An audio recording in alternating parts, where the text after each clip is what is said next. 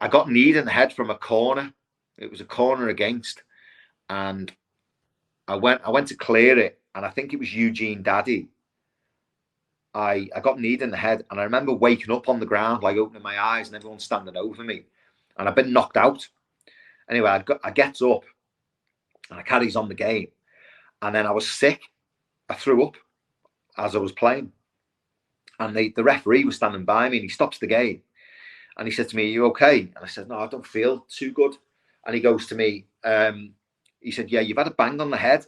He said, "Can you tell me what's happened in the last 5 or 10 minutes?" And for the life of me, I was like, "Do you know what? I can't remember." Excuse me. And he says, "You've had a corner, you've taken a free kick, this has happened, that's happened." And I was like, "I've got no idea." So he says to me, you need to go off and see the doctor." So I went to the sideline, and I wasn't sure if we were winning 1-0 to get back into it. And when I went off, and I went to the sideline, and Les came over, and the doc come over, and I had this egg on my head. It was like that. And I remember Les was doing the old, like, your date of birth, all that kind of stuff. And then the doctor was like looking at me, and he went, "You still feel sick?" And I said, "I've got to be honest, I do, but I feel like I can go back on and play." And Brian Little come over, and he went, "I'm taking you off." And I was like, no, I'm fine. I want to go back on. And he went, no. And I went, "No, I'm going back on." And I went to run back on, and Les grabbed me, and Brian Little went, "You're coming off." And I started getting really emotional, because I felt it was my last chance to get to Wembley, and I felt like I needed to play. And I think I got really upset. I think the whole thing had just got to me, the bang on the head.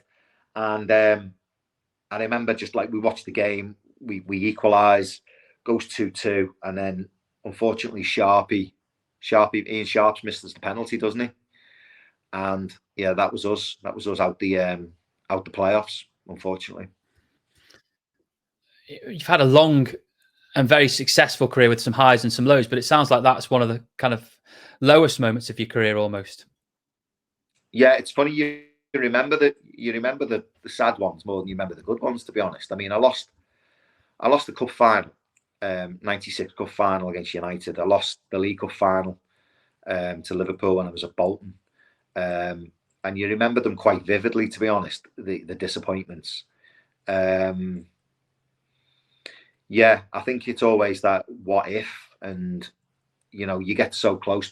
Losing in semi-finals is terrible, because you don't even, you lose the final, you don't even get, at least you've had the day to enjoy, and the memories and the moments. You got to the final, that can't be taken away, but no one really remembers a semi-final loser. And it was such a good season, and I love Brian. Les, I love Les. The team was great. We'd been through some high and lows.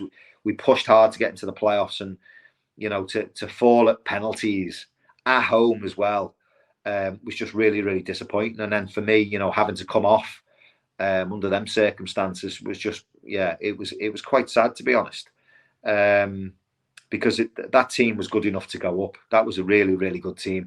And the worry you have is, when you take stock of everything, maybe 3 or 4 days later, what dawns on you is, having a team like that, are we going to lose Ryan Taylor? Are we going to lose Ian Hume? Are we going to lose Gareth Roberts?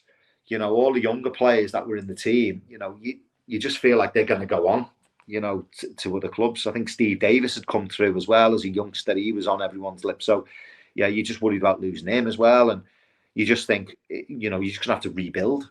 And will you ever get that success again? And that's exactly what happened, isn't it? Humey went on to Leicester. Ryan Taylor moved on to Wigan. Paul Hall left because he wanted a 2-year contract, and Tranmere had only offered him 1. Eugene Daddy left as well. It was a big rebuild, and it felt like going into the next season, 2005-06, that the mood, not the mood, but almost the ambition or from the top of the club had changed a little bit. And obviously you really struggled in the second season. Yeah, and, having forged this relationship with Brian from a coaching side of things, you could obviously see how difficult it was, because it was, every season was a rebuild. The club, they run on a shoestring. Peter Johnson had done lots and lots of great stuff. Had parted with a lot of money at that football club. It was a love and a passion. Lorraine, was very much heavily involved in it as well.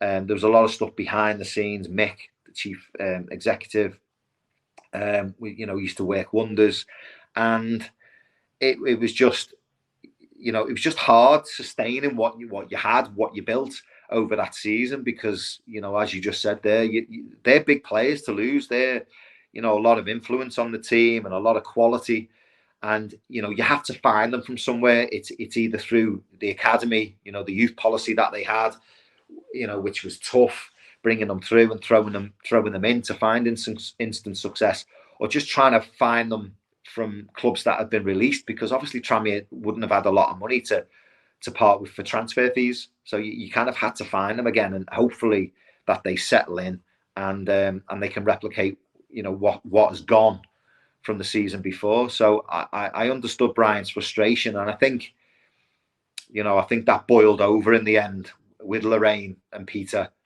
and I think relationships strained because of that.